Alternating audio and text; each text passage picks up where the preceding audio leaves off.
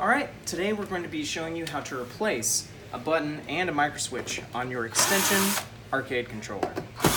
First, unscrew the back using your electric screwdriver. Remove the back piece.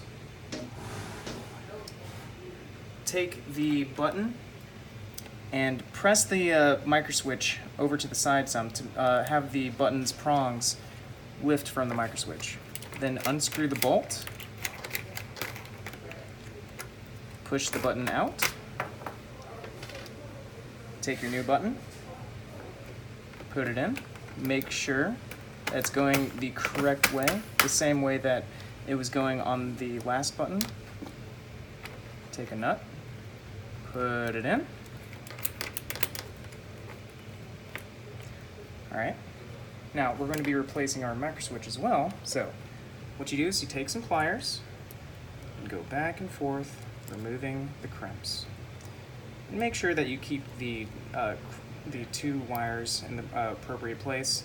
This is the ground wire, so it's going to go to the top terminal, where the other wire is your value wire, and it will go into the middle terminal. Now, see these little holes on the side? Put them into the little prongs on the button, popping them in, and voila, you have yourself a replace button.